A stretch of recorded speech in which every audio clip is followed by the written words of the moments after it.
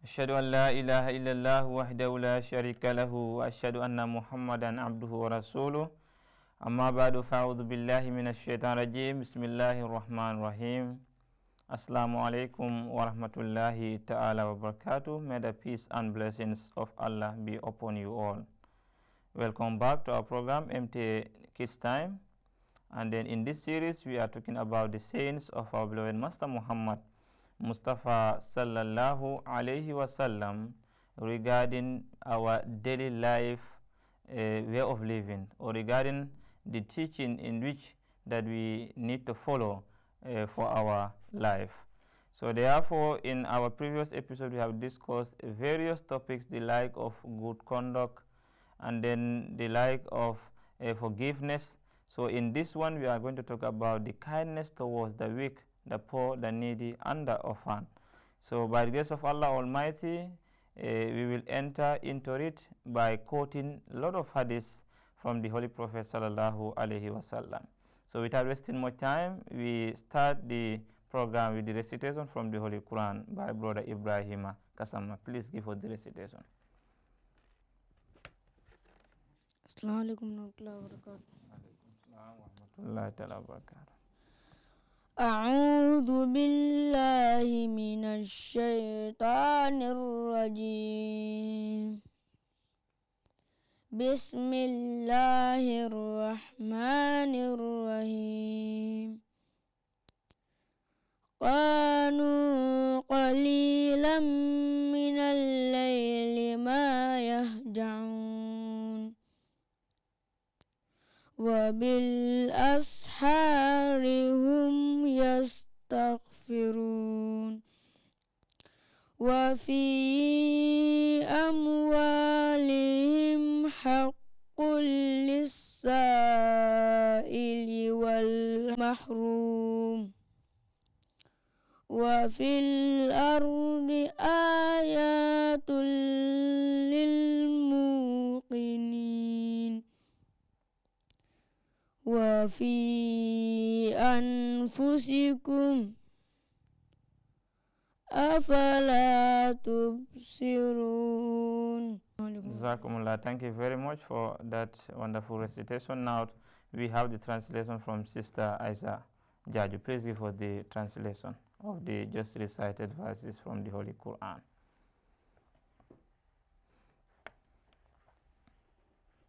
Assalamu alaikum warahmatullahi Wa alaikum assalam wa rahmatullahi wa barakatuh.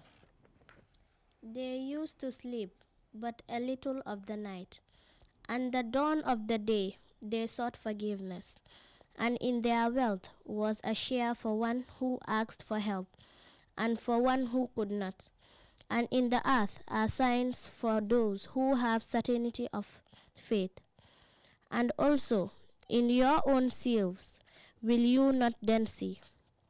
And in heaven is your sustenance, and also that which you are promised. Surah Al-Zariyat, chapter 51, verse 18 to 23. Assalamu alaikum. Alaikum assalam wa rahmatullahi ta'ala wa barakatuh. Jazakumullah. Thank you very much. We all had it. Viewers, it's just that I want to elaborate on these particular verses that have been recited here.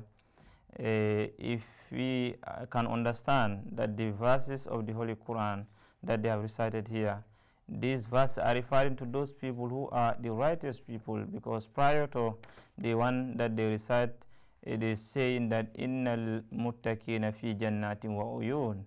He was introducing about the muttaqin, who are the righteous. They will definitely automatically going to be in paradise. And then some of the characteristics of some of the activities that they are involved in, like sleeping very little while they are constantly and fervently offering their night prayers, and also in their wealth there is a share for those who ask and even those who did not ask, as far as they are supposed to have from that wealth. So that means their wealth is not only for themselves, but rather there are certain people, there are certain group of people whom you know that they deserve to get from the wealth of the muttaqin. So as we said, we are going to talk about kindness towards the weak And let us see what the Holy Prophet Muhammad Mustafa sallallahu alaihi wasallam said about this. We have talked a lot like good moral, good conduct, table manner, and even dressed.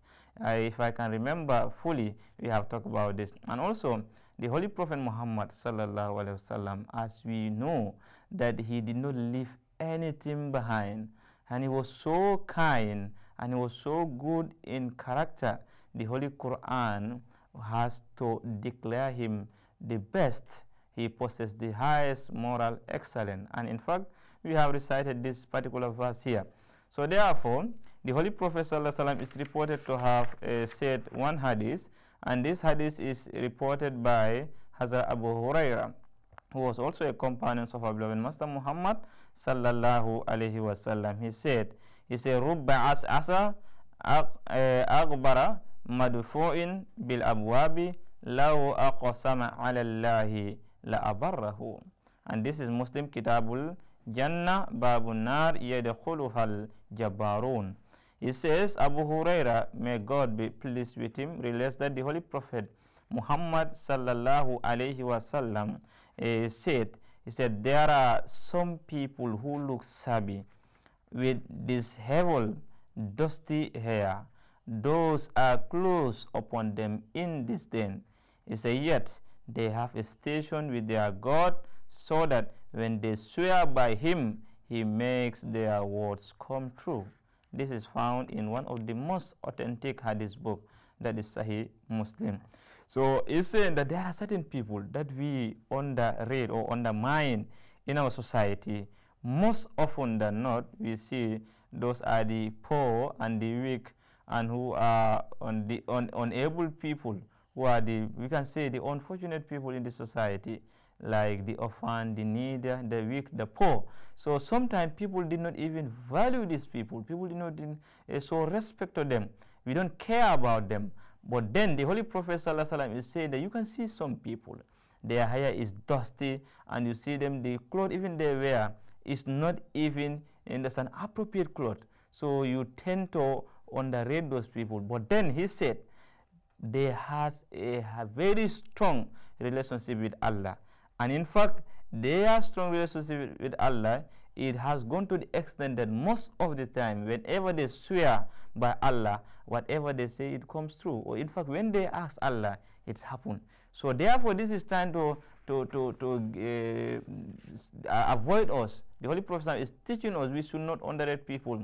Even the weak people are part of the society. The poor people are part of the society. And in fact, the Holy Quran has mentioned it here. حَقٌّ وَفِي أَمْوَالِهِمْ حَقٌّ لِلسَّائِلِ وَالْمَحْرُومِ. Out of their wealth, that is the wealth of the believers. Our wealth, the rich people, they should understand that there is a portion that is so purposely for those people who are poor, the needy, the weak, as the Holy Quran has mentioned it. Either they ask you, or either they ask for it, or did not ask for it, know that that portion of that wealth supposed to be given to them.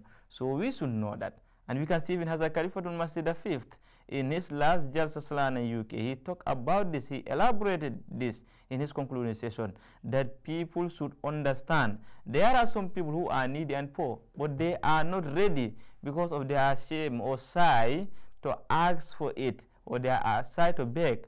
But we should understand that they are supposed to be given. That is the ruling of the Holy Quran. So therefore, let us act according to the commandment of the Holy Quran and according to the advice of the Holy Prophet sallallahu alaihi wasallam. And in another place, he also said, عن أبي الدرداء رضي الله عنه قال سمعت رسول الله صلى الله عليه وسلم يقول ابغوني في ضعفائكم فإنما ترزقون وتنصرون بضعفائكم. Abu Darda, God be pleased with him, he relates that he had the Holy Prophet Muhammad Mustafa sallallahu alaihi wasallam says, seek me in the midst of the weak and the poor. Verily you are sustained and supported by their labor. That means if you want to get the pleasure of Allah Almighty, he said, you meet him in the midst of the poor and the needy. What does that mean? It doesn't mean that here is a group of poor people, so I need to come and stay with you, or Allah is in the middle of you. No, it is not what it means. We have in our previous episode read that hadith in which the Holy Prophet Muhammad sallallahu narrated. He said, in the day of judgment, Allah the Almighty will ask some of the people, oh, you have been hungry and I asked for food, but you refuse to give me food.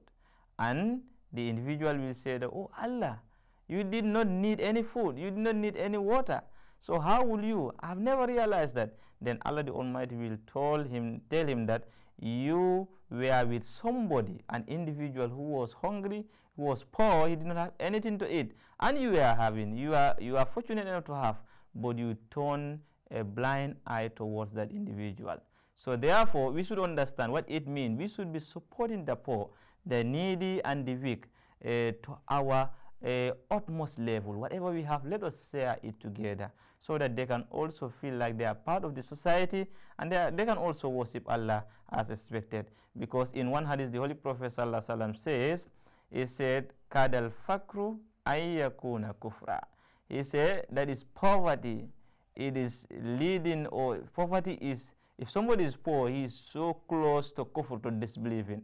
Meaning, if you are so poor to the extent that it may even take you, you understand, anyhow to make sure you achieve something. For instance, I'm poor, I don't have anything, and I'm hungry, I have my family. So I can even go and venture into things that you know is haram for you to do, just to get something to feed your family. So as a society, as a believers, we should understand all this situation and try to assist each other, so that we will not put people into, or so that the poor people will not be forced to do something which is unacceptable in the face of Allah Almighty.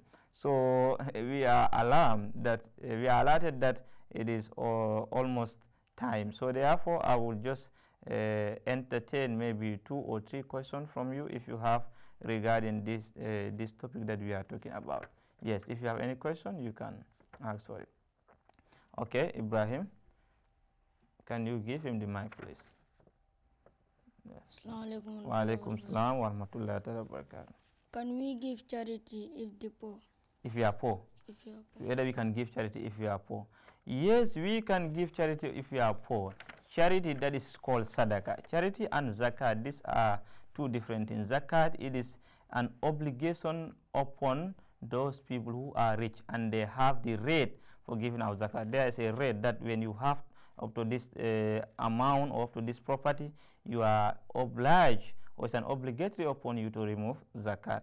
But then for sadaqah, it is just out of your own desire, or you wish to have the pleasure of Allah Almighty. You know, in one hadith, the Holy Prophet ﷺ said, he said, charity is a tudfa'u ghadabar rabbi.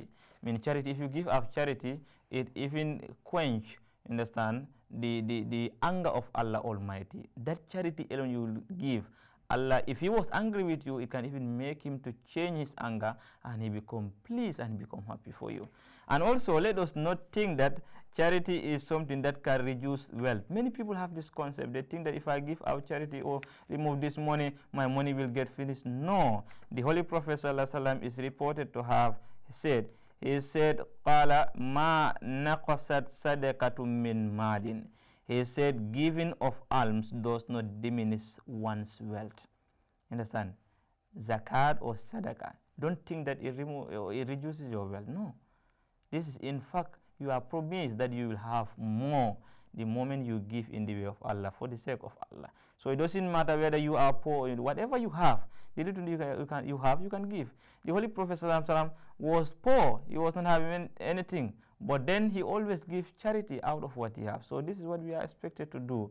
So you can give out charity even if you don't have money. Yes, Isa, you are raising. So please ask your final question, because we are out of time. What is the meaning? The poor are closer to kufr. Yes, I have narrated here. I said the poor are closer to kufr. That does not mean that if you are poor, you are close to be a kafir or a disbeliever. No. This is trying to tell you that poverty can lead to disbelieving. Because some people, if they are not patient, they may even go and venture into things that Allah the Almighty forbid us to do. For instance, you are poor and you want to get something you did not. Say, oh, let me go and steal. Is stealing acceptable? No, it is not acceptable. Or you say, oh, I need money. I don't have. You see somebody walking on the highway, or you go and attack the person and rob the person. Is robbing acceptable? No. So these are the things that when you are poor, it may even make you to do certain actions which you know that are against Allah or Allah's commandment. So, and doing things against Allah's commandment is automatically disbelieving, right? So basically this is the meaning. So thank you very much. This is all what time allowed us. So as we know, inshallah, we are going to continue this series, and we will always be talking about the commandment and the sayings of our beloved Master Muhammad sallallahu alaihi wasallam. And of course, no doubt the Holy Quran also is there as a guide for us, an everlasting guide. So thank you for your participation, and I hope you have understood, and I hope that you are going to convey the little thing that you learn here to your friends. So viewers, this is what time allowed us. We come to the end of another program. We were talking about kindness toward the weak, the poor, and then the needy, and even the orphan. Although we have only talked about the poor and then the weak people, but then all in all, it is the same thing that's applicable. We have to be kind to them, the poor, the needy, and the weak. So this is the teaching of the Holy Quran. So thank you very much. I am your host, Said Sambasong, here in MTA International Gambia Studio. Until we come on your way next time. Assalamu alaikum wa rahmatullahi ta'ala wa barakatuh.